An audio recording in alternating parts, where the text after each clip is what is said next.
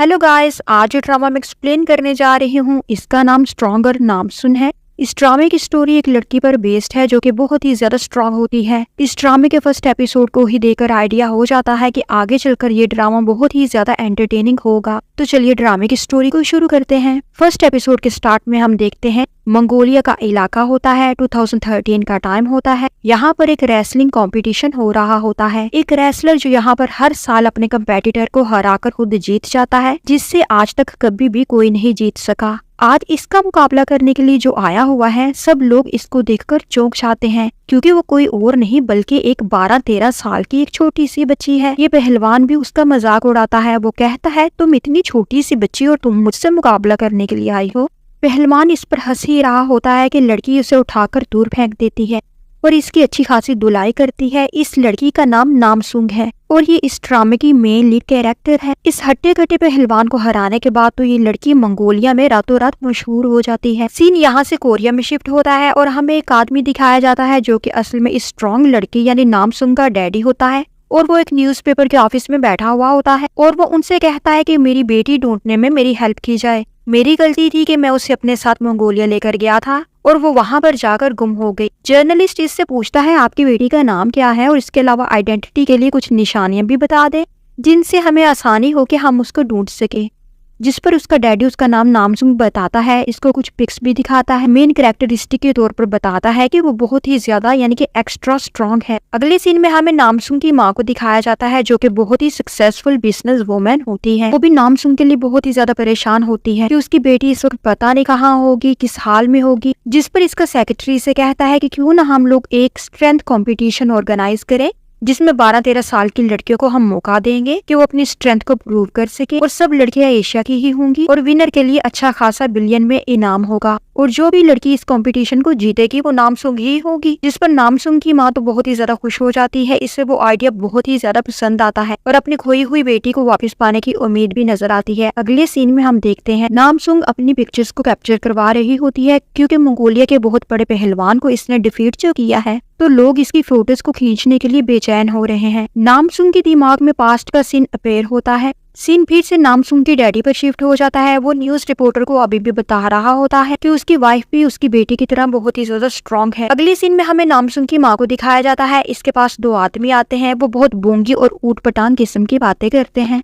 उन्होंने हाथ में एक वेपन पकड़ा हुआ होता है। वो कहते हैं ये वेपन असल में इनसे बिलोंग करता है और वो एक फेमस कोरियन फाइटर के बारे में कहते हैं कि जो वेपन इसके पास था असल में वो उसने इनके एंसेस्टर से लिया था और वो लोग 7 पीढ़ियों से बहादुर मशहूर हैं। और वो ये सब कहकर एक तरह से नामसुंग की माँ पर अपना रोब झाड़ने की कोशिश करते हैं। जब उनको लगता है इस लेडी को तो हमारे बहादुरी के किस्से सुनने में कोई दिलचस्पी नहीं है तो वो असल मुद्दे की तरफ आने लगते हैं। जबकि नामसुंग की माँ भी समझ आती है कि ये फजूल किस्म के लोग हैं और वो वहाँ से जाने लगती है।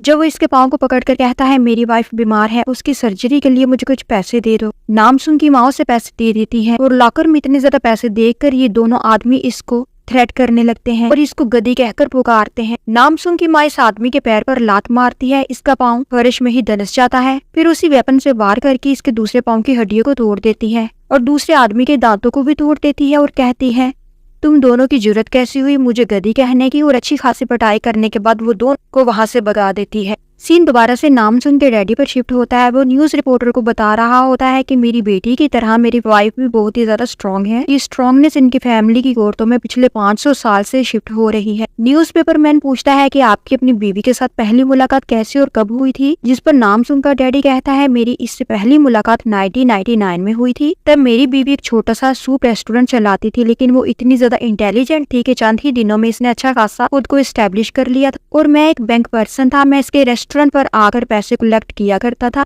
यहाँ से ही बात आगे बढ़ी और उसी ने मुझे पहला सिग्नल दिया और मुझे प्रपोज भी किया। वो चाहती थी मैं अपनी जॉब छोड़कर घर को देखूं और वो पैसा कमाए। उसे मेरे पैशन का भी पता था कि मैं फोटोग्राफर बनना चाहता हूँ, इसलिए उसने मेरे शौक के लिए भी कभी कोई ऑब्स्टिकल क्रिएट नहीं की बल्कि हमेशा मुझे सपोर्ट ही किया। रिपोर्टर फिर से पूछता है कि आपको अपनी वाइफ की सुपर पावर के बारे में कब पता चला था। नामसुंग का डैडी कहता है कि शादी की पहली रात को ही मुझे पता चल गया था कि वो एक सुपर वुमेन है। जब हमारे बेड की लोकेशन मेरी वाइफ को अच्छी ना लगी तो उसने एक हाथ से बेड को उठाकर सेट कर दिया और फिर मुझे भी बच्चों की तरह उसने उठाया। वो चाहती थी कि उसकी बेटी पैदा हो ताकि वो अपने ब्लड लाइन को कंटिन्यू रख सके। और फिर हमारे 2 बच्चे पैदा हुए, एक बेटी और एक बेटा। बच्चों की पैदाइश की खुशी को उन्होंने बहुत ही अच्छे तरीके से सेलिब्रेट किया। नामसुंग तो सबको हैरान कर देती है जब वो टेबल को उठाकर फेंक देती है।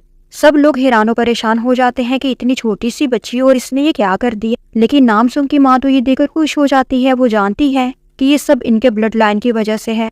अगले सीन में नामसुंग के डैडी इसकी फोटोज को क्लिक कर रहे होते हैं। जब नामसुंग बालून पर बहुत ही ज्यादा हाई जंप करती है, सब लोग इसको देखने लग जाते हैं। सीन अब दोबारा से प्रेजेंट में शिफ्ट होता है। नामसुंग के डैडी अभी भी रिपोर्टर को बता रहे होते हैं कि ये सब मेरी ही वजह से हुआ। ना मैं अपनी बेटी को मंगोलिया लेकर जाता और ना वो गुम होती। फिर हमें सीन दिखाया जाता है जहाँ पर नामसुंग के डैडी नामसुंग को ढूंढने की कोशिश कर रहे होते हैं। वो नामसुंग का नाम चिल्ला रहे होते हैं लेकिन इनको नामसुंग नहीं मिलती। रिपोर्टर इनसे पूछता है कि क्या यही रीजन है कि जिसकी वजह से आप और आपकी वाइफ की डाइवोर्स हो रही है, जिस पर वो कहता है कि हाँ, जब इतनी बड़ी मिस्टेक हो जाए तो कपल्स का साथ रहना मुश्किल हो जाता है। और फिर वो रोने लगते हैं। अगले सीन में हम देखते हैं नामसुंग अपने अडॉप्टेड माँ बाप के पास आती है। वो इनको मंगोलिया की एक ट्रेडिशनल कैप हेडवेयर देती है जिस पर वो कहते हैं हमारी बेटी तो बहुत ही ज्यादा स्ट्रांग है। नामसुंग कहती है कि माँ मैं कितनी ज्यादा स्ट्रांग हूँ और मैं कैसी इतनी स्ट्रांग हूँ, जिस पर वो कहते हैं ये लाजमी तुम्हारे ब्लड लाइन की वजह से होगा और तुम बहुत ही ज्यादा स्ट्रांग हो और तुम बहुत ही ज्यादा छोटी थी जब एक घोड़े पर थी और घोड़ा हमारी तरफ आ रहा था। फिर हमने तुम्हें गॉड की तरफ से गिफ्ट समझ कर रख लिया। फिर वो इसे इसके वो कपड़े दिखाते हैं जब वो इनको मिली थी और इसने पहने हुए थे। वो कपड़े इन्होंने संभाल कर रखे हुए होते हैं। अगले सीन में हम देखते हैं नामसुंग टीवी देख रही होती है। इसको कोरियन कल्चर बहुत ही ज्यादा अच्छा लगता है और इसको कोरियन लड़के भी बहुत पसंद आते हैं।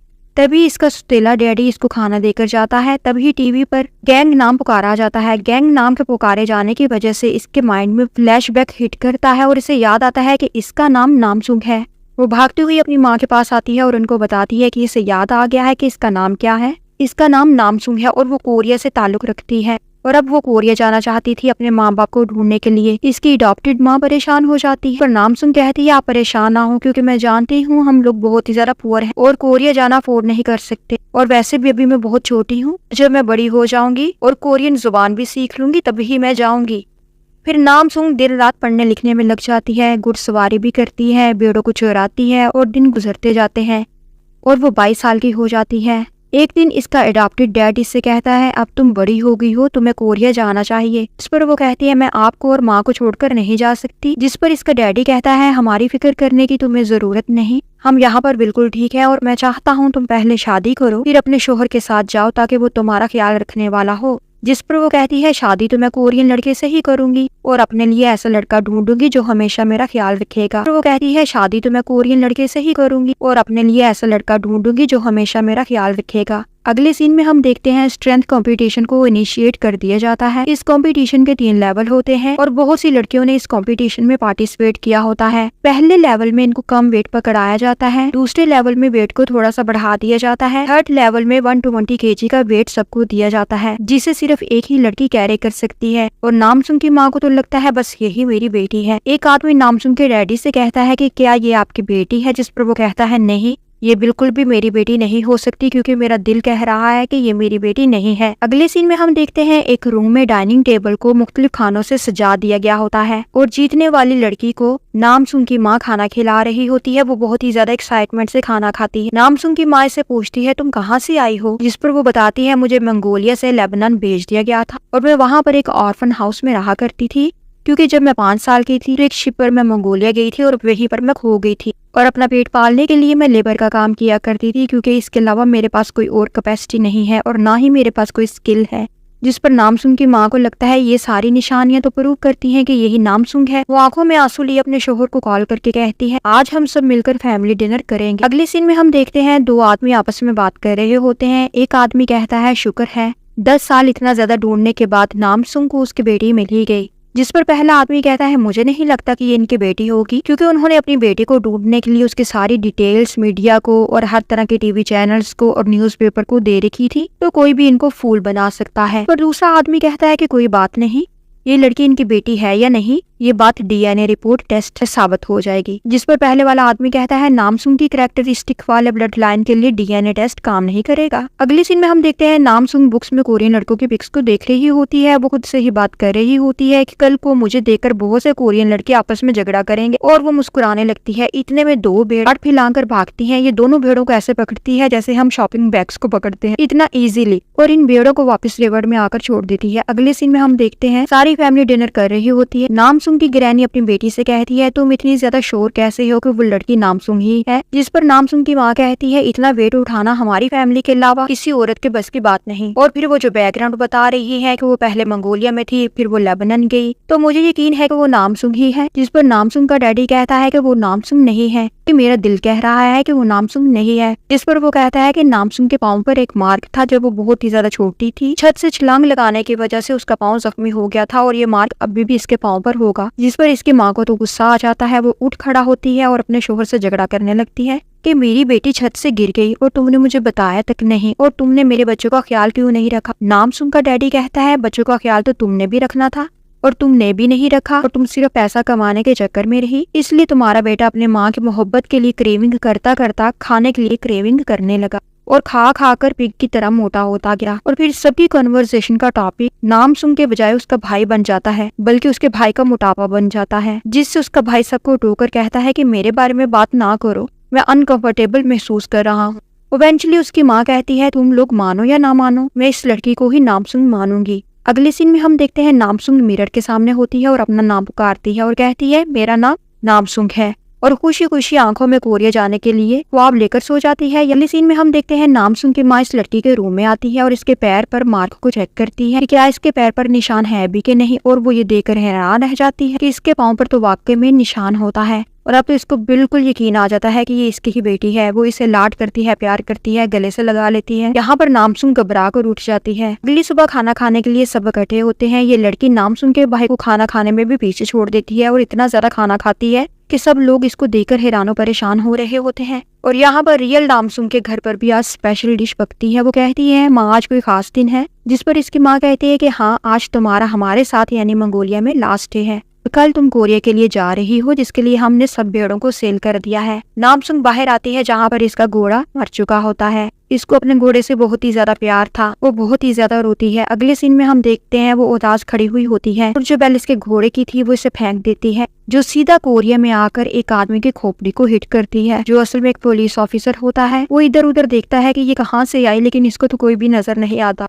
अगले सीन में हम देखते हैं नामसुंग की माँ नकली नामसुंग को शॉपिंग करवाती है, उसे सैलून लेकर जाती है और इसे एक बड़ी अच्छी लुक देती है। यहाँ पर फिर दोबारा से हम मंगोलिया का सीन देखते हैं। यहाँ पर नामसुंग की एडॉप्टेड माँ उसे जरूरी सामान देती है और कहती है कि अगर तुम्हें कोरिया में किसी भी किस्म की परेशानी होगी तो तुम फौरन से पहले घर वापस आ जाना। अगले सीन में हम देखते हैं एक लेडी को लोन की जरूरत होती है और वो इनके मैनेजर से रिक्वेस्ट करती है, जिस पर वो इनकार करके कहता है कि जो लोन तुमने पहले लिया था तुमने अभी तक वही पे नहीं किया, मैं तुम्हें फर्दर लोन नहीं दूंगा। जिस पर वो नामसुंग की माँ से रिक्वेस्ट करती है मुझे लोन दे दो, मुझे बहुत ही ज्यादा मजबूरी है। इस पर नामसुंग की माँ उसे लोन देने पर राजी हो जाती है, लेकिन उसे क्यूरियोसिटी होती है वो औरत इतने ज्यादा पैसों का क्या करेगी, इसलिए वो गेटअप चेंज करके इसका पीछा करती है। इधर पुलिस ऑफिसर भी इस लेडी के पीछे पीछे जाता है। एक गाड़ी इस लेडी की गाड़ी के पास आती है, इसमें दो आदमी होते हैं जो गुंडे टाइप दिखाई देते हैं। ये लेडी इनको पैसे पकड़ाती है और इनसे ड्रग ले लेती है। ये सब पुलिस ऑफिसर देख रहा होता है। वो आगे चलकर इन दोनों की गाड़ियों को रोकता है। लेडी तो अपनी गाड़ी को रोक लेती है, लेकिन गुंडे अपनी गाड़ी को भगा कर ले जाते हैं। पुलिस ऑफिसर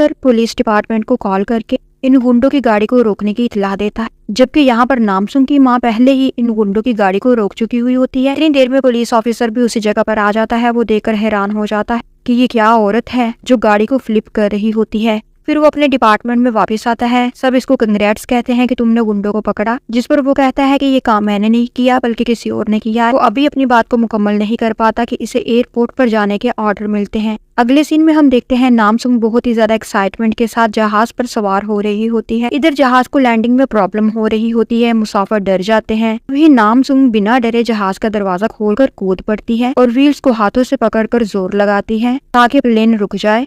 से एक मिनी एयरपोर्ट ट्रेन आ रही होती है। इसमें एक बहुत ही हैंडसम आदमी होता है, वो ये सब देख रहा होता है। नामसुंग जहाज को रोक लेती है। ये सब होता हुआ पुलिस ऑफिसर भी देख लेता है। सब लोग नामसुंग की इस हरकत को देखकर शॉक्ड हो जाते हैं। इधर नामसुंग की माँ और नानी की बॉडी में शॉक्स फील होते हैं, क्योंकि इतनी ज्यादा पावर का इस्तेमाल उनके ब्लड लाइन की किसी औरत ने आज तक नहीं किया था। नामसुंग की माँ पीछे मुड़कर इस नकली नामसुंग को देखती है कि शायद इसने कुछ किया होगा, लेकिन वो तो बिल्कुल आराम से बैठी हुई होती है।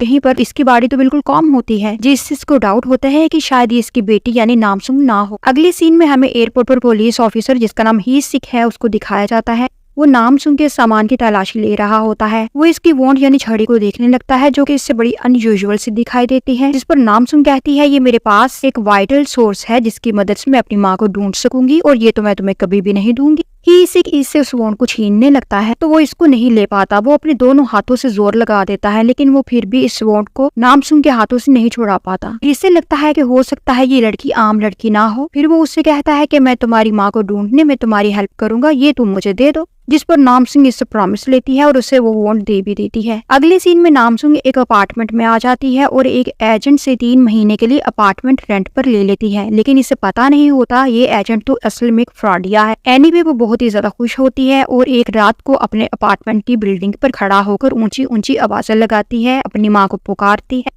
और कहती है माँ मैं आ गई हूँ और बहुत जल्द हम दोनों एक साथ होंगे। अगले सीन में हम देखते हैं नामसुंग की माँ उसी लोन लेने वाली औरत को कॉल करती है। वो लेडी कॉल को पिक नहीं करती। नामसुंग की माँ दोबारा से कॉल करती है, बार बार कॉल करती है, लेकिन वो लेडी अभी भी कॉल को पिक नहीं करती, जिस पर वो एक वॉइस मैसेज उसके लिए छोड़ देती है। वो कहती है तुम्हें डरने की जरूरत नहीं, तुम सिर्फ हिम्मत से काम लो और पुलिस को इन ड्रग डीलर्स के बारे में बता दो, मैं तुम्हारे साथ हूँ। लेकिन ये औरत तो ड्रग्स के नशे में इतनी बुरी तरह से गुम होती है, उसे कुछ होश नहीं होता और वो बिल्डिंग से गिरकर मर जाती है। तब तक नामसुंग की माँ भी वहाँ पर पहुँच जाती है और ये देखकर वो बहुत ही ज्यादा दुखी होती है। फिर वो ऑफिस आकर अपने सेक्रेटरी से कहती है कि इस औरत की जो भी चीजें हमारे पास हैं वो सारी की सारी इसकी फैमिली को दे दी जाए। और वो ये भी कहती है मुझे तो लगता था कि कोरिया में ड्रग्स का कारोबार यानी ड्रग डीलिंग खत्म हो चुकी होगी, लेकिन ये तो अभी भी हो रहा है। अब मुझे खुद ही अपने पावर्स को यूज करते हुए इन ड्रग्स डीलर के खिलाफ कुछ न कुछ करना होगा। अगले सीन में हम देखते हैं नाइन जो कि नामसुंग की माँ की सेक्रेटरी है, वो बहुत ही कॉन्फिडेंशियल स्टैचू को लॉक करके जा रही होती है, जो कि एक रोबोट की तरह दिखाई देता है। इधर हम देखते हैं नामसुंग की माँ के पास एक लेडी आती है जिसने दूसरी लड़की को वो अपार्टमेंट दिखाना होता है, जिस पर नामसुंग कहती है ये अपार्टमेंट तो मैं पहले ही 3 महीने के लिए बुक करवा चुकी हूँ। लेकिन वो ओल्ड लेडी कहती है ऐसा कैसे हो सकता है, तुम मुझे अपना एग्रीमेंट दिखा दो तो मैं मान जाऊँ। जिस पर नामसुंग अपना सामान चेक करती है और वो शॉक्ड हो जाती है, क्योंकि वो फ्रॉड डीलर इसका सामान, पैसे, पासपोर्ट सारा कुछ लेके जा चुकी हुई होती है। इस तरह से नामसुंग को वो जगह छोड़नी पड़ जाती है। इधर ही सिक को पता चलता है कि जो चीजें इसने नामसुंग से कन्फेसिकेट की थी इनमें तो 2 नंबरी वाली कोई भी बात नहीं है, बल्कि वो वॉन्ट जो इसने नामसुंग से ली थी वो तो डायमंड और गोल्ड की बनी हुई है। इनको लौटाने के लिए वो नामसुंग को कॉल करता है, लेकिन उसका नंबर बंद होता है। अगले सीन में हम देखते हैं हवाजा जो कि एक नकली नामसुंग है, वो इसी स्टैचू टाइप रोबोट को देखने आती है। जब नाइन भी इसके पीछे आ जाती है और कहती है तुम यहाँ पर क्या करने आई हो, तुम्हारा यहाँ पर आना अलाउड नहीं है। नाइन हवाजा की आंखों में ग्रीड देख लेती है। इसे फील होता है कि ये लड़की बहुत ही ज्यादा लालची है। उसे भी इस लड़की पर डाउट होता है। अगले सीन में हम देखते हैं नामसुंग की माँ नाइन को कहती है कि वो हवाजा पर नजर रखे और इसकी सारी एक्टिविटीज को मॉनिटर करे, क्योंकि उसको लगता है कि हवाजा इसकी बेटी नहीं है। और ये बात फ्रैंकली वो नाइन को बता देती है। अगले सीन में हम देखते हैं नामसुंग पुलिस स्टेशन जाकर कंप्लेन रजिस्टर करवाती है कि किस तरह से इसके साथ फराड हुआ है और उसका सारा सामान भी चोरी हो गया है। फिर वो इस लेडी पुलिस को ये भी बताती है कि एक हैंडसम पुलिस ऑफिसर जिसका नाम अभी इसे ठीक तरह से याद नहीं होता, उसने इसका इम्पोर्टेंट सामान अपने पास रखा हुआ होता है। अगले सीन में हम देखते हैं ही सिक को अपने डिपार्टमेंट से पता चलता है कि वो लेडी जिसने इस दिन गुंडों को पकड़ा था वो तो बहुत ही ज्यादा रिच है और वो एक सेल्फ मेड खातून है, जिस पर सी हिक वॉन्ट को देखकर कहता है कि कुछ न कुछ तो कॉमन है इस लड़की में और इस लेडी में। अगली सीन में नामसुंग अपनी मदद आप के तहत आसपास से कुछ लकड़ियां, पाइप और कपड़ा लेती है और पार्क में एक अच्छा खासा शेल्टर भी बना लेती है, जिसके लिए वो दरख्त को अपने हाथों से उखाड़ती है और अपने हाथों से ही कुल्हाड़ी की तरह दरख्त को तोड़ती भी है, जिसकी लोग वीडियोस बना लेते हैं। इधर हम देखते हैं ही सिक अपने सीनियर ऑफिसर के साथ नामसुंग के डैडी की शॉप पर आया होता है। वो ऑफिसर अपनी कुछ पिक्स खिंचवा रहा होता है, जबकि ही सिक शॉप पर लगी हुई पिक्स को देख रहा होता है। वो पिक्स नामसुंग की ही होती है। वहाँ पर एक पिक और भी होती है जहाँ पर नामसुंग ने इस वोट को पकड़ा हुआ होता है। वो इसको देखने ही लगता है कि उसका ऑफिसर इसे वापस चलने के लिए बुला लेता है। अगली सीन में ही सिक अपने ऑफिसर के साथ अपना गेटअप चेंज करके एक मॉल में शॉपिंग करने के लिए जाता है। वहाँ पर उन्होंने एक लेडी को चेज करना होता है, जिसके बारे में इनको इन्फॉर्मेशन मिली है कि वो ड्रग डीलर्स के लिए सप्लाई करने का काम कर रही है। उस लेडी ने एक बच्चे को उठाया होता है और वो एक रूम में जाकर एक मिल्क की बोतल को टेबल पर रख देती है जिसमें ड्रग्स मिली हुई होती हैं। हीसिक पीछे से जाकर लेडी को कहता है, हमारी नजर में तुम आ चुकी हो और जो तुम कर रही हो तुम उसको कंटिन्यू रखो। फिर वो इस लेडी को चेज करते हुए उस ड्रग डीलर तक पहुंच ही जाते हैं और उसको पकड़कर पुलिस स्टेशन ले आते हैं। हीसिक इस आदमी से इन्वेस्टिगेट करता है, जिस पर वो आदमी साफ साफ इनकार कर देता है कि मुझे किसी के बारे में भी कुछ पता नहीं, मुझे तो ड्रग डीलर्स एक सोर्स की तरह यूज करते हैं। जो नंबर, एड्रेस और जो फर्दर इन्फॉर्मेशन उन्होंने मेरे साथ शेयर की हुई होती है वो इसको फ्रीक्वेंटली चेंज करते रहते हैं, इसलिए मुझे नहीं पता कि वो कौन लोग हैं और उनका ठिकाना कहाँ पर है। जिस पर हीसिक इसका मोबाइल छीन लेता है और अपने असिस्टेंट को बोलता है कि इसके मोबाइल की डिटेल्स निकलवाई जाए। फिर हम देखते हैं दो होमलेस पर्सन नामसुंग के बनाए हुए शेल्टर में आकर सो जाते हैं। नामसुंग आती है, पूछती है तुम लोग कौन हो और यहाँ क्यों आए हो। वो बताते हैं हम होमलेस है और ये तुम्हारा शेल्टर नहीं है, इसलिए हम भी यहाँ पर सोच सकते हैं क्योंकि ये तो गवर्नमेंट की जगह है। जिस पर नामसुंग कहती है तो मैं तुम लोगों को ऐसा ही एक और शेल्टर बना देती हूँ, तुम लोग उसमें शिफ्ट हो जाओ। जिस पर वो दोनों बहुत ही ज्यादा खुश हो जाते हैं और इसकी तरफ दोस्ती का हाथ बढ़ाते हैं। इस होमलेस लड़के का नाम हैंसू है जबकि इस लड़की का नाम मिस नो है। ये दोनों अपनी स्टोरीज नामसुंग के साथ शेयर करते हैं और बताते हैं इनके साथ भी इसी तरह का फ्रॉड हुआ है और नामसुंग भी इनको अपनी स्टोरी बता देती है कि इसके साथ भी कोरिया में आते ही कैसा फ्रॉड हो गया। अगले सीन में वही पुलिस लेडी ही हीसिक को बताती है एक लड़की जो कि मंगोलिया से आई हुई है, इसके साथ बहुत ही बड़ा फ्रॉड हुआ है और इसका सामान चोरी हो गया। इसका कुछ सामान आपके पास भी है क्योंकि इस लड़की ने मुझे बताया है एक पुलिस ऑफिसर ने इसका सामान रखा हुआ है और वो पुलिस ऑफिसर काफी ज्यादा हैंडसम है। इस पर मैं समझ गई थी कि शायद वो आप ही की बात कर रही होगी क्योंकि आप बहुत ही ज्यादा हैंडसम है। जिस पर हीसिक कहता है अब जब भी वो लड़की आए मुझे बुला लेना, और वो अपनी तारीफ सुनकर बहुत ही ज्यादा खुश हो गया होता है। इधर हौजा अपने दोस्तों के साथ एक क्लब में बैठी हुई होती है और वो ड्रिंक कर रहे होते हैं और वो सब बातें कर रहे होते हैं कि किसी तरह से वो नामसुंग की माँ की सारी प्रॉपर्टी को हड़प कर लेंगे। और ये सारी बातें नाइन भी सुन लेती है क्योंकि उसने हवाजा के फोन के साथ एक डिवाइस को कनेक्ट किया होता है। अगले सीन में नामसुंग हेनसू और मिसनो के साथ खाना खाने आती है। नामसुंग को ये खाना ये दोनों खिलाते हैं। इस तरह इन तीनों का बहुत अच्छा बॉन्ड बन जाता है। यहाँ पर हम देखते हैं एक लैब में ड्रग को टेस्ट किया जा रहा होता है जो मिल्क बॉटल में मिली थी। साइंटिस्ट बताता है कि ये तो बहुत ही ज्यादा डेंजरस ड्रग है जिसके ओवरडोज से मिनटों में इंसान की मौत हो जाती है। अगले सीन में लोग पार्क में दो एक जैसे शेल्टर को देखकर डिस्प्यूट खड़ा कर देते हैं। वो कहते हैं ये पार्क है, तुम्हारे बाप की जगह नहीं है, इसे यहाँ से खत्म करो, और वो इनको मारने लगते हैं। बात इतनी बढ़ती है कि नामसुंग को भी एक आदमी को हल्का सा मारना पड़ता है और वो आदमी बहुत दूर बल्कि बहुत ही ज्यादा दूर जाकर गिरता है। और कुछ देर बाद ये सारे लोग पुलिस स्टेशन में होते हैं। नामसुंग वहाँ पर बैठी हुई रो रही होती है कि मैं किन चक्रों में पड़ गई हूँ, मैं तो यहाँ पर सिर्फ अपनी माँ को ढूंढने के लिए आई थी। तभी हीसिक वहाँ आ जाता है और उसके पास आकर कहता है मुझे तुम्हारी फिक्र हो रही थी, क्या तुमने खाना खाया। हीसिक नामसुंग को उसकी चीजें लुटाकर कहता है डोंट वरी, मुझे अपना प्रॉमिस अभी भी याद है कि मैं तुम्हारी हेल्प करूंगा, मैं तुम्हारी माँ को ढूंढ सकूं। फिर वो नामसुंग को कुछ पैसे देता है जिस पर नामसुंग सिर्फ थोड़े से पैसे रखकर कहती है कि जब मुझे जॉब मिलेगी तो मैं तुम्हारे पैसे लौटा दूंगी। और फिर वो कहता है अब तुम्हें पासपोर्ट की भी जरूरत होगी और कल मैं तुम्हारे साथ तुम्हारा पासपोर्ट बनाने के लिए जाऊंगा। और वो इसको कार्ड देकर कहता है कि तुम्हें जब भी मेरी जरूरत होगी तो मुझे अप्रोच कर सकती हो। फिर वो ये भी बता देता है कि मैं सामने वाले अपार्टमेंट में रहता हूँ। नामसुंग कहती है वो सब तो ठीक है लेकिन तुम अपने पुलिस डिपार्टमेंट से कहना जिन लोगों के पास घर नहीं होता इनको परेशान करने के बजाय स्कैमर्स को पकड़ें। और फिर अपने ऑफिस आकर सेम यही बात हीसिक अपने सीनियर पुलिस ऑफिसर को कहता है जो वो इन शेल्टर्स को हटाने का ऑर्डर कर रहा था। तो हीसिक उसको कहता है कि हमें स्कैमर्स को पकड़ना चाहिए, ना कि हम इनोसेंट लोगों को परेशान करें। अगले सीन में हम देखते हैं नाइन नामसुंग की माँ को बताती है कि आपका शक ठीक था, मैं आपको रिकॉर्डिंग सुना सकती हूँ जो मैंने सुनी है, हवाजा आपकी वाकई में बेटी नहीं है। नामसुंग की माँ कहती है मुझे पहले से ही यकीन था और मुझे रिकॉर्डिंग सुनने की जरूरत नहीं, मुझे तुम पर पूरा पूरा ट्रस्ट है और मैं जानती हूँ कि मेरी बेटी कोरिया में आ चुकी है क्योंकि मेरा दिल महसूस कर रहा है। फिर वो वहाँ से चले जाती है। इधर हम देखते हैं हवाजा नामसुंग की पार्क वाली वीडियो को देख रही होती है और नामसुंग की माँ को आता हुआ देखकर मोबाइल को छुपा लेती है। यहाँ पर हवाजा नामसुंग की माँ से पूछती है कि मम्मा क्या मैं अपने दोस्तों को आज पार्टी के लिए घर पर बुला सकती हूँ, जिस पर नामसुंग की माँ उसको देखकर कहती है हाँ तुम जो चाहो कर सकती हो। अगले सीन में हम देखते हैं हीसिक अपने अपार्टमेंट में आकर किसी को कॉल करके बताता है कि गोमजो जो कि नामसुंग की माँ का नाम है, उनकी बेटी आज से कुछ साल पहले मंगोलिया में जब गुम हुई थी तो उसके गुम होने की क्या फर्दर डिटेल्स है ये मुझे निकलवा कर दो। और फिर इसके बाद वो बियर पीते हुए डांस करने लगता है, जिसको नामसुंग अपनी आंखों से इतनी दूर से देख लेती है और सोचती है आज तो इसका मूड बड़ा अच्छा लग रहा है और अच्छी सी स्माइल पास करती है। अगले दिन सुबह के टाइम ही नामसुंग के शेल्टर के पास आ जाता है और उसे मोबाइल फोन देता है। वो कहता है ये मोबाइल मेरे पास एक्स्ट्रा पड़ा हुआ था, तुम इसे यूज कर सकती हो क्योंकि मुझे लगा तुम्हें मोबाइल फोन की जरूरत होगी। जिस पर नामसुंग उसे थैंक्स बोलती है और कहती है हाँ मुझे वाकई में मोबाइल फोन की जरूरत तो थी। फिर वो ये भी बताती है कि तुम रात को डांस कर रहे थे और मैंने सब देख लिया। और ये कहकर वो वहां पर रुकने के बजाय जल्दी से चली जाती है। ही इसी से जाता हुआ बड़े गौर से और दिलचस्पी से देख रहा होता है कि ये क्या चीज है। अगले सीन में हम देखते हैं नामसुंग की माँ एक पार्टी में जाती है और हील्स के बजाय इसने शूज पहने हुए होते हैं और बहुत कॉन्फिडेंस से लोगों से कहती है मैं अकेली इंडिपेंडेंटली बहुत से रॉन्ग चीजों को ठीक करूंगी। फिर वो एक दरवाजे की तरफ जाती है और एक आदमी भी इसके पीछे आता है। वो इसको कहता है कि अगर आप ड्रेस को चेंज करना चाहती हैं तो आप अंदर चले जाएं क्योंकि एक स्पेशल रूम है जो सिर्फ और सिर्फ स्पेशल लोगों के लिए यानी आप जैसे लोगों के लिए बनाया गया है।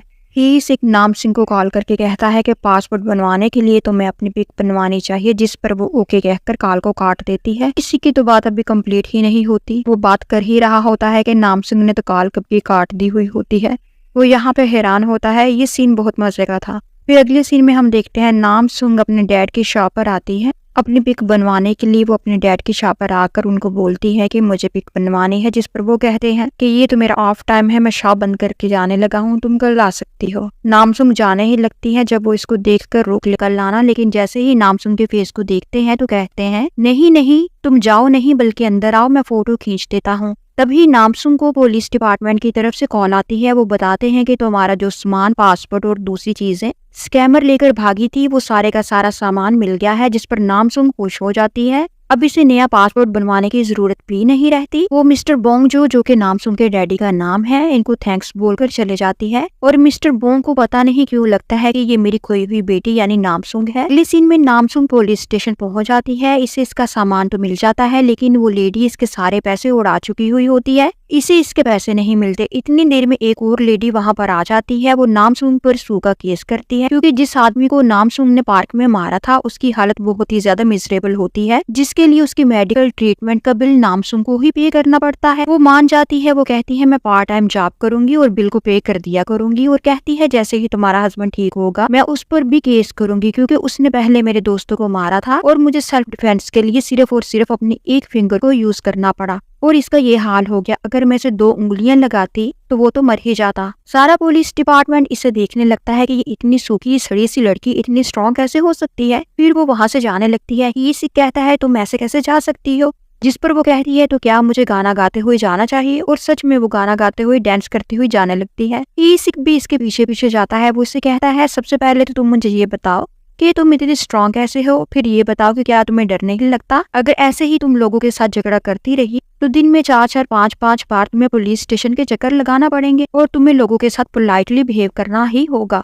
इसकी बातों को इग्नोर मारते हुए नामसुंग उससे कहती है तुम बहुत ही ज्यादा गुड लुकिंग और हैंडसम हो और वहां से चले जाती है। ईसिक मुस्कुराते हुए अंदर आता है। यहाँ पर सब नामसुंग की पार्क वाली वीडियोस देखकर बातें कर रहे होते हैं कि ये क्या लड़की है। तभी ईसी को याद आता है कि ये जो उस दिन मुझे कह रही थी कि इसने मुझे डांस करते हुए देखा था, तो ये भी इसने अपनी स्ट्रॉन्ग आई साइट की वजह से ही देखा था। और फिर वो कहता है मुझे लगता है इसने मेरे अंडरवेयर के कलर को भी देख लिया है, और वो ये सोचकर ही शर्मिंदगी महसूस करने लगता है। अगले सीन में पार्टी में मिस स्वांग जो कि नामसुंग की माँ का नाम है, इसकी मुलाकात मिस्टर रियो से होती है। मिस्टर रियो इस ड्रामे में ड्रग माफिया का कैरेक्टर प्ले कर रहा है, यानी कि विलन का, लेकिन अपेरेंटली वो एक ई-कॉमर्स कंपनी को चलाता है। एक लेडी इन दोनों को इंट्रोड्यूस करवाती है और रियो को मिस स्वांग के बारे में बताती है कि जितनी दौलत इनके पास है शायद ही पार्टी में मौजूद किसी बंदे के पास इतनी दौलत हो। वो दोनों हल्की फुल्की सी बातें करते हैं। अगले सीन में हम देखते हैं हवाजा अपने सारे दोस्तों को घर पर बुलाती है। वो सब इतनी ज्यादा शान शो को देख हका बका रह जाते हैं। हवाजा इनको कहती है मुझे लगता है पार्क वाली वीडियो में जो लड़की है वो नामसुंग है, इसलिए हमें इसे अपने रास्ते से हटाना होगा, यानी इसका मर्डर करना होगा। सीन शिफ्ट होता है। हम देखते हैं नामसुंग की नानी को पुलिस बुलाती है क्योंकि उन्होंने किसी बंदे की कार को बहुत ही गलत जगह पर फेंक दिया होता है। वो आकर कहती है बात ये है मैंने इस बंदे को कॉल की थी, लेकिन इस बंदे ने ड्रंक होने की वजह से मेरे साथ बहुत ज्यादा बदतमीजी की और मुझे बुड्ढी बुड्ढी कहकर पुकारा। तो मैंने अपनी कार तो निकालनी थी ना, तो मैंने अपनी कार को निकालने के लिए सबसे पहले इसकी कार को एक साइड पर जाकर रख दिया। वो आदमी तो फिर से इसे बुड्ढी कहता हुआ इसकी तरफ बढ़ता है, जिस पर वो एक फिंगर लगाती है और वो दूर जाकर पिलर से टकरा जाता है। सब देखते रह जाते हैं कि ये क्या लेडी है।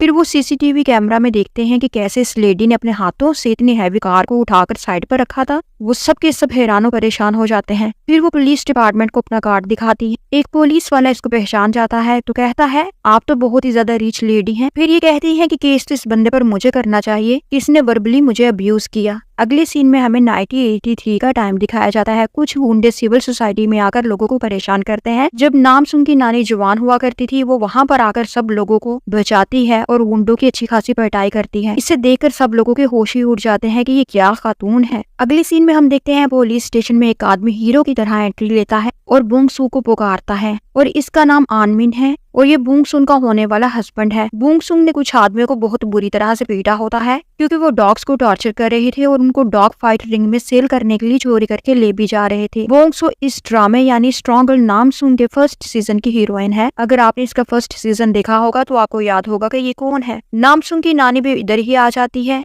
आमिन पुलिस इंस्पेक्टर से कहता है अब मेरी वाइफ ने इंसानों के साथ साथ जानवरों की देखभाल करने की रिस्पॉन्सिबिलिटी भी ले ले है और प्लीज इसे जाने दे, कसूर मेरी बीवी का नहीं है। ये आदमी जानवरों के साथ वायलेंट हो रहे थे, मेरी बीवी ने तो बहुत ही भलाई का काम किया है। पुलिस इंस्पेक्टर कहता है अगर दोनों पार्टीज में रिकंसाइलेशन हो जाती है तो ठीक है, आप इसे ले जाए। फिर वहाँ पर नामसुन की नानी भी आ जाती है और बुंग सू इनको देखकर हग करती है। इससे हमें पता चलता है कि ये दोनों एक दूसरे को बड़े अच्छे तरीके से जानते हैं और इसके बाद बुंग सू इन आदमियों से सुलहनामे पर साइन करवा लेती है। अगले सीन में हम देखते हैं नामसुन के डैडी अपने बेटे से कहते हैं हिसाब किताब लगाओ, क्या वो लड़की जिसे मैंने देखा था वो नामसुन ही है जिस पर नाम इन कहता है। डैड आपको ये बात पहले भी बहुत ही दफा महसूस हुई है, आप बहुत सी लड़कियों को देखकर कहते हैं कि शायद ये आपकी बेटी नामसुन है और इस बार भी ये आपका वहम है और कुछ नहीं। और यहाँ पर हम देखते हैं नामसुन एक फिल्म की शूटिंग में एक्स्ट्रा के तौर पर काम कर रही होती है। एक सीन में इसे चेयर पर बांधकर इसकी टांगों को स्ट्रेच किया जाना था लेकिन होता उल्टा ही है, वो स्टिक्स ही टूट जाती हैं। फिर जब खाना डिस्ट्रीब्यूट किया जाता है एक्स्ट्रास को अच्छा खाना नहीं दिया जाता, जबकि दूसरे ट्रक में हीरोज के लिए और डायरेक्टर के लिए बहुत ही अच्छा खाना होता है। वो कहती है ऐसी डिस्क्रिमिनेशन क्यों और हमें भी इक्वली ट्रीट किया जाए। फिर वो ट्रक एक हाथ से धकेल कर ले जाती है और सब खाना खाते हुए इसकी तरफ देखकर बातें करते हैं कि क्या ये लड़की है या कोई जिन। और यहाँ पर हवाजा अपने गुंडों को नामसुन पर अटैक करने के लिए भेज देती है। वो इसके टेंट को तोड़ रहे होते हैं और यहाँ पर नामसुन अपने दोस्तों को बता रही होती है कि इसने इनके लिए भी जॉब देखी है। इस पर इसके दोस्त खुश हो जाते हैं, इसको थैंक्स बोलते हैं कि तुम हमारी बहुत ही ज्यादा हेल्प कर रही हो। तभी नामसुन को अचानक से दिखाई देता है कि इनके शेल्टर्स पर कुछ लोग अटैक करके तोड़ रहे हैं। वो जल्दी से भागती हुई आकर इन सबको फेंटी लगाती है। इधर पुलिस भी आ जाती है। ही सिख तो ये सब अपनी नजरों से होता हुआ देखकर हैरान हो जाता है कि जो कुछ उसने सुना था वो सच ही था, ये वाकई में बहुत ही ज्यादा स्ट्रॉन्ग है। पुलिस गुंडों को अरेस्ट करती है और ही सिख नामसुन को अपने साथ अपने घर चलने का कहता है क्योंकि अब इसका टेंट जो टूट चुका हुआ होता है वो कहाँ रहेगी। वो घर आकर वॉशरूम में नहाने चले जाती है। इससे कपड़े मांगती है कि मेरे पास कपड़े नहीं है, मुझे पहनने के लिए कपड़े दो। वो अपने कपड़ों को दरवाजे पर लटका देता है। इधर वो नामसुन की माँ को कॉल करके कहता है कि आपकी बेटी गुम हुई थी जिसका नाम नामसुन था, क्या आपको आपकी बेटी मिल गई है। जिस पर नामसुन की माँ कहती है नहीं, मुझे एक लड़की मिली थी जिसके बारे में मुझे लगा था कि शायद ये मेरी बेटी होगी लेकिन वो मेरी बेटी नहीं निकली, मुझे अभी भी अपनी बेटी की तलाश है। जिस पर वो कहता है कि शायद आपकी बेटी मेरे पास है, वो मिल चुकी है। तभी नामसुन नहाकर बाहर आ जाती है और वो बहुत ही ज्यादा प्यारी लग रही होती है। ही सिख तो बात करना भूल जाता है और इसे ही टिकटिकी बांधकर देखने लगता है और कॉल डिस्कनेक्ट कर देता है। फिर नामसुन को कहता है मैंने जैसा कि तुमसे प्रॉमिस किया था कि मैं तुम्हारी माँ को ढूंढने में तुम्हारी हेल्प करूंगा तो मैंने तुम्हारी माँ को ढूंढ लिया है। जिस पर नामसुन भी बहुत ही ज्यादा खुश होती है, इसे थैंक्स बोलती है। यहाँ पर नामसुन की माँ इसके डैड को कॉल करके बताती है कि हमारी नामसुन मिल गई है और बहुत जल्द हमारे पास होगी। मॉर्निंग में ही सिख नामसुन को कपड़े देता है जो उसने रात को ही ऑर्डर करके ऑनलाइन मंगवा लिए थे। वो कपड़े पहनकर जल्दी से तैयार होकर अपनी माँ से मिलने के लिए निकल पड़ती है। रास्ते में एक बिल्डिंग में आग लग जाती है। वो जल्दी से जंप करके लोगों को हेल्प करती है, बच्चों को वहां से निकालती है। इधर नामसुन की माँ भी नामसुन को लेने के लिए जा रही होती है। रास्ते में ट्रैफिक जाम होता है और फायर ट्रक के लिए रास्ता नहीं बन रहा होता। वो जल्दी से गाड़ी से बाहर निकलती है, गाड़ियों को अपने हाथ से पीछे धकेलती है और रोड को खाली करके फायर ट्रक को गुजरने के लिए रास्ता देती है। लोग तो यहाँ भी हक्का पक्का हो जाते हैं। इधर नामसुन बच्चों को बिल्डिंग से निकाल रही होती है। लोग इसकी वीडियोस बनाते हैं, फोटोज खींचते हैं। नामसुन की माँ भी आ जाती है।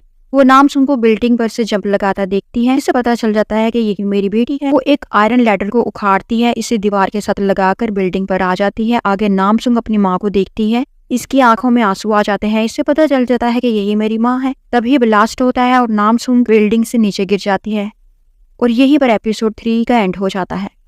एपिसोड 4 के शुरू में हम देखते हैं नामसुंग की माँ अपनी बेटी की तरफ हाथ बढ़ाती है, तभी ब्लास्ट होता है और नामसुंग गिर जाती है। इसकी माँ इसे बचा लेती है। होश पर आने पर वो अपनी माँ के गले लग जाती है। माँ बेटी बहुत ही ज्यादा रोते हैं। नामसुंग अपनी माँ को बताती है कि कैसे इसके एडॉप्टेड माँ बाप ने मंगोलिया में 20 साल तक इसका ख्याल रखा, इसकी हेल्प की कि वो कोरियन जुबान को सीखे और यहाँ पर पहुँचने के लिए उन्होंने अपनी बेड़ों को बेच दिया। नामसुंग की माँ कहती है कि मैं उनकी फेवर को लाजमी रिपे करूंगी। अगली सीन में हम देखते हैं नामसुंग की माँ हैंसू और मिसनू के पास आती है, जो कि नामसुंग के दोस्त हैं, और इनको बिलियंस के हिसाब से अच्छी खासी अमाउंट देकर कहती है कि मुझे पता है कि तुम नामसुंग के दोस्त हो और शेल्टरलेस हो और जॉबलेस भी हो, और तुम दोनों ने कोरिया में मेरी बच्ची का बहुत ही ज्यादा ख्याल रखा और बहुत ही ज्यादा सिंसियरिटी के साथ उसके साथ दोस्ती निभाई, और ये मेरा कार्ड रखो और किसी चीज की जरूरत हो तो मुझसे डायरेक्ट कॉन्टेक्ट कर लेना, और इन पैसों से अपनी बेसिक नेसेसिटीज को पूरा करो, घर लो, खाना खाओ और आराम से जिंदगी गुजारो। मिसनू और यिनसी को तो सबसे पहले यकीन नहीं आता, पैसों को चेक करते हैं, पैसे तो असली ही होते हैं। अगले सीन में हम देखते हैं नामसुंग घर आ जाती है। इसकी नानी इसको भागकर गले से लगाती है, लाड करती है, प्यार करती है। फिर नाइन से कहती है मेरी ग्रैंड डॉटर के लिए कपड़े लेकर आओ, मैं इसे अपने हाथों से नहलाऊंगी, साफ सुथरा करूंगी। फिर हम देखते हैं पुलिस स्टेशन में सब ऑफिसर्स ड्रग की इन्वेस्टिगेशन में लगे हुए होते हैं। ये ड्रग तो बहुत ही ज्यादा डेंजरस होता है, ये तो पानी को भी एब्सॉर्ब कर लेता है। तभी यीसिक को नामसुंग की माँ की कॉल आती है। वो उसे थैंक्स बोलती है कि तुम्हारी वजह से मुझे मेरी बेटी 20 सालों के बाद मिल गई। यीसिक कहता है नामसुंग का कुछ सामान भी मेरे पास पड़ा हुआ है, अगर आप कहते हैं तो मैं लेकर आ जाऊंगा। नामसुंग की माँ कहती है कि नहीं, मैं खुद लेने के लिए आऊंगी। इधर एक पुलिस ऑफिसर ड्रग की इंटेंसिटी को चेक करने के लिए इसे थोड़ा सा मुंह में डाल लेता है। इसी किससे कहता है आप बच्चे हो क्या, जल्दी से कुली करो, ये आपने क्या किया, आपको नहीं पता कि ये कितना खतरनाक पॉइजन है। वो बंदा कुली करता है। अगली सीन में हमें देखते हैं नामसुंग अपने लिए कपड़े देख रही होती है जब इसके डैडी और भाई वहाँ आ जाते हैं। नामसुंग कहते हैं आप तो फोटोशॉप वाले हैं, तो आप मेरे डैडी हैं। फिर वो सब बहुत ही ज्यादा इमोशनल होते हैं। इसको तो पता ही नहीं होता कि इसका एक ट्विन भाई भी है। इसका भाई इसे हक करके कहता है कि मैंने तुम्हें बड़ा मिस किया, और फिर वो सारे बहुत ही ज्यादा खुश होते हैं। अगले सीन में हम फिर से पुलिस डिपार्टमेंट को देखते हैं। वो सब प्लानिंग कर रहे होते हैं कि किस तरह से इतने बड़े ड्रग माफिया को पकड़ा जाए। हम तो बहुत ही थोड़े से बंदे हैं और ये काम कैसे कर सकेंगे, जिस पर ही इसी को एक आइडिया आता है। वो अपने डिपार्टमेंट के सभी स्टाफ को इस काम में शामिल कर लेता है। अगली सीन में नामसुंग अपने रूम में आती है, बेड पर बहुत ही रिलैक्स होकर बैठ जाती है। इसकी माँ भी आती है। वो इससे कहती है आई एम सॉरी, मैंने तुम्हारा ख्याल ना रखा और तुम खो गई। नामसुंग कहती है जो हुआ वो हुआ, लेकिन अच्छी बात तो ये है कि मैं बिल्कुल ठीक ठाक आपके सामने हूँ। फिर वो अपनी माँ को मंगोलिया में कॉल करके बताती भी है कि मैं यहाँ पर बिल्कुल ठीक हूँ और मुझे मेरे माँ बाप मिल गए हैं और मेरा एक ट्विन भाई भी है और मैं यहाँ पर बहुत खुश हूँ। अगली सीन में हम देखते हैं नामसुंग की नानी अपने बेटे को लेकर एक क्लिनिक पर आई हुई होती है। वो कहती है वैसे तो मेरा बेटा बिल्कुल ठीक है, लेकिन फिर भी ये कहता रहता है मेरी बॉडी में एनर्जी नहीं है, मैं अपने पाँव पर खड़ा नहीं हो सकता, ठीक तरह से चल नहीं सकता। डॉक्टर इसको चेक करके कहती है आपका बेटा तो बिल्कुल ठीक है, इसे तो कोई भी प्रॉब्लम नहीं है, फिर भी मैं रेगुलर मेडिसिन इसको लिख कर देती हूँ। जिस पर नानी को कुछ ख्याल आता है। वो डॉक्टर से पूछती है कि क्या आप मैरिड हैं। वो कहती है नहीं। तो फिर वो अपने बेटे को इशारा करती है कि इसे पटाओ। अगली सीन में हम देखते हैं नामसुंग अपनी माँ, बाप और भाई के साथ डिनर करती है और ये बड़ा अच्छा फैमिली डिनर होता है। सब इंजॉय करते हैं, सेल्फीज वगैरह लेते हैं। अगले सीन में हम देखते हैं नामसुंग की माँ को एक मैसेज आता है। इसे पता चलता है कि ड्रग मैन्युफैक्चरिंग का बहुत बड़ा कारोबार डोगो कंपनी कर रही है। जिस पर इसे याद आता है कि उस दिन पार्टी में वो जिस मिस्टर रियो से मिली थी उसी की कंपनी का तो नाम है डोगो, तो इसका मतलब है कि वही ड्रग मैन्युफैक्चरर है। और यहाँ पर मिस्टर रियो को हम देखते हैं जो अपनी कंपनी के सामने अपने आइडियाज को रख रहा होता है। वो ये भी कहता है कि मैं अपनी कंपनी में कोरिया की स्ट्रांग वुमेन को हायर करना चाहता हूँ। और फिर वो नामसुंग को याद करने लगता है जब इसने नामसुंग को पहली दफा देखा था, जब इसने प्लेन को रोका था। तो वो कहता है कि मैंने एक लड़की को देखा भी है, मैंने आज तक ऐसी लड़की कभी नहीं देखी, और शायद इसके दिल में भी उसके लिए प्यार पड़ना शुरू हो गया है। ये है तो इस ड्रामे का विलन, लेकिन ये हीरो से भी ज्यादा हैंडसम है। फिर हम देखते हैं नामसुंग की माँ को न्यूज रिपोर्टर की कॉल आती है। वो कहता है नामसुंग के पार्क वाली वीडियोस और फोटोज और बिल्डिंग में से बच्चों को निकालने वाली वीडियोस और फोटोज को भी लोग पब्लिश करना चाहते हैं। जिस पर नामसुंग की माँ कहती है खबरदार, अगर मेरी बेटी की प्राइवेसी को किसी ने डिस्टर्ब किया और इसकी फोटोज और वीडियोस को लीक किया या पब्लिश किया, मुझसे बुरा कोई नहीं होगा। मैं नहीं चाहती कि मेरी बच्ची की लाइफ डिस्टर्ब हो इन चीजों की वजह से। फिर वो उससे कहती है कि तुम डोगो कंपनी के बारे में लिखो ताकि लोगों को पता चले कि ये किस तरह की कंपनी है और वो इससे दूर रहें। फिर हम देखते हैं हवाजा फेक पासपोर्ट बनवाती है। वो पुलिस से बच रही होती है क्योंकि इसने नामसुंग की फैमिली के साथ बहुत बड़ा फ्रॉड किया होता है। अब तो इसके पास खाना खाने को पैसे नहीं होते। वो काम करना चाहती है लेकिन कोई इसे काम पर रखने को तैयार नहीं होता, इसलिए अब वो अपनी आइडेंटिटी को चेंज करने का यानी झूठा पासपोर्ट बनाने का सोचती है। और यहाँ पर नामसुंग ही इसी को कॉल करके सबसे पहले तो थैंक्स बोलती है कि इसकी वजह से वो अपने माँ बाप से मिल सकी। फिर वो इसे डिनर करने का कहती है। अगले सीन में हम देखते हैं नामसुंग ही सीन और मिस स्नो के साथ बैठी हुई होती है। वो गप्पे लगा रहे होते हैं। नामसुंग पूछती है अब आगे तुम लोगों का क्या करने का इरादा है, जिस पर हिंसू कहता है कि मुझे एक जॉब मिली है, क्या तुम भी मेरे साथ जाना चाहोगी, मैं एक रोल करने के लिए जा रहा हूँ। नामसुंग भी जाने को तैयार हो जाती है। मिस स्नो कहती है अब तुम्हें काम करने की क्या जरूरत है, नामसुंग की माँ की वजह से हम काफी रिच हो गए हैं। जिस पर नामसुंग कहती है कि पैसा ही जिंदगी में सब कुछ नहीं होता, और भी बहुत से कामों से इंसान को खुशी मिलती है। और वो दोनों शूटिंग पर आ जाते हैं। हिंसू टाइगर बना हुआ होता है और वो काफी अच्छी एक्टिंग कर रहा होता है। उसका रोल टार्सन के बॉडी डबल का होता है। नामसुंग देखती है कि इसके बॉडी डबल होने के बावजूद वो कितनी मेहनत कर रहा है, जबकि जो मेन लीड है वो तो आराम से बैठा हुआ है और इसको पेमेंट भी ज्यादा मिलेगी। वो तो ऊंची ऊंची कहना शुरू कर देती है कि जो आराम करे उसे रिवार्ड ज्यादा मिले और जो काम करे उसे रिवार्ड कम मिले। ये किस तरह के डिस्क्रिमिनेशन है। फिर वो इस मेन लीड की क्लास लेती है। वो कहती है तुमसे अच्छी एक्टिंग तो तुम्हारा बॉडी डबल कर रहा है, तुम भी उठो और प्रैक्टिस करो। और वो वाकई में इसकी बात मानकर प्रैक्टिस करने में लग भी जाता है। अगले सीन में हम देखते हैं जिस बंदे को ड्रग डीलिंग के सिलसिले में गिरफ्तार किया गया होता है, उसका लॉयर जब इससे मिलके जाता है तो अपना मास्क वहीं पर भूल जाता है। और ये आदमी बड़े गौर से इस मास्क को देखता है। इसी मास्क को यूज करके वो खुदकुशी भी कर लेता है, क्योंकि वो जानता था कि ये मास्क डोगो कंपनी की प्रोडक्शन है और डोगो कंपनी रियो की है। और इस मास्क में भी वही ड्रग मिली हुई है जो इस लेडी की मौत की वजह बनी थी। रात को ही इसी अपने घर में होता है कि नामसुंग की माँ नामसुंग का सामान लेने के लिए आ जाती है। वो एक बार फिर से इसका शुक्रिया अदा करती है कि इसने इसकी बेटी को इनसे मिलवा दिया, और शुक्रिया के तौर पर वो इससे काफी अच्छी हैवी अमाउंट का चेक देती है। वो इससे लेने से इनकार कर देता है। ये लेडी इसको फोर्स करती है कि नहीं प्लीज तुम रखो। तभी इसकी माँ भी वहां पर आ जाती है। उसको लगता है कि इसके बेटे का इस लेडी के साथ अफेयर है। वो कहती है अपने बेटे को कि तुम्हें शर्म आनी चाहिए, अपनी माँ की उम्र के साथ तुम चक्कर चलाते हो। जिस पर नामसुंग की माँ तो अच्छी खासी एम्बेरस हो जाती है। वो कहती है कि आप किस तरह की बातें कर रहे हैं, ये तो मेरे बेटे की जगह पर है। फिर वो चेक को वहीं पर छोड़कर सामान उठाकर चले जाती है और घर में आकर डोगो कंपनी की डिटेल्स को चेक करती है। इससे कंफर्म हो जाता है कि ये डोगो कंपनी ड्रग्स का एक बहुत बड़ा सोर्स है।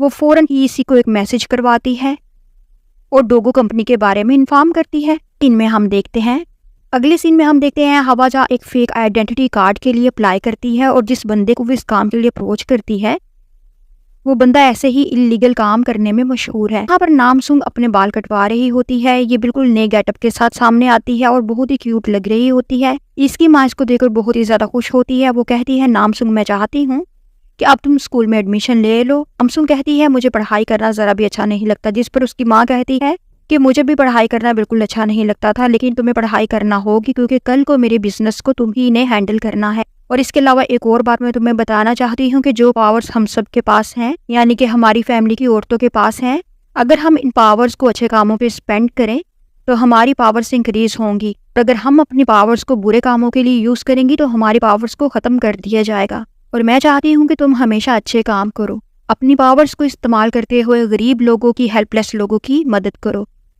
जिस पर वो कहती है कि बिल्कुल मैं ऐसा ही करूंगी। फिर उसे ही इसी की कॉल आती है और वो कहती है कि मैं टैक्सी लेकर आ रही हूँ। माँ पूछती है कि क्या तुम किसी के साथ डेट पर जा रही हो। वो कहती है ये डेट नहीं है, मैं सिर्फ ही इसी के साथ डिनर पर जा रही हूँ। इसकी माँ कहती है कि इसी को डेट कहते हैं। फिर वो रेस्टोरेंट आती है। ही सिक तो पहले से ही इसका इंतजार कर रहा होता है। वो इसे देखता है तो देखता ही रह जाता है और तारीफ भी करता है कि तुम बहुत ही ज्यादा प्यारी लग रही हो। जिस पर वो इसे देखने लगती है। वो बात करके कहता है कि कुछ दिनों के लिए मैं अवेलेबल नहीं हूँगा क्योंकि मुझे एक स्पेशल मिशन पर जाना है। वो कहती है मैं भी तुम्हारे साथ चलूंगी ताकि मैं तुम्हारे कुछ काम आ सकूं। फिर वो भी इसकी तारीफ करती है, जिस पर ही के दिल की धड़कन तेज हो जाती है। अगले सीन में हम देखते हैं ये दोनों भी इसी लोडिंग कंपनी के पास जॉब के लिए आते हैं जहां पर हवाजा काम कर रही होती है। हवाजा इन दोनों को देखकर अलर्ट हो जाती है। नामसुंग यहाँ पर भी सबको हैरान कर देती है जब वो इतने हैवी वेट को आराम से उनसे उठाकर ट्रक में लोड करती है। फिर वो कहीं जा रहे होते हैं और नामसिंह को वही स्कैमर लड़की दूर से दिखाई देती है जिसने इसका सामान चुराया था। वो ही इसी को गाड़ी से डायरेक्शन पर लेके जाने का कहती है। तो स्कैमर लेडी तो बहुत ही ज्यादा डीठ होती है। वो कहती है तुमने जो करना है कर लो, तुम्हें तो तुम्हारे पैसे वापस नहीं मिलेंगे और वैसे भी तुम मंगोलिया से हो, यहाँ पर पुलिस भी तुम्हारी कंप्लेन को सीरियस नहीं लेगी और इसका मजाक उड़ाती है। नामसुंग उसका बैग पकड़ कर फैक्ट खींच कर आसमान की तरफ फेंक देती है जो सीधा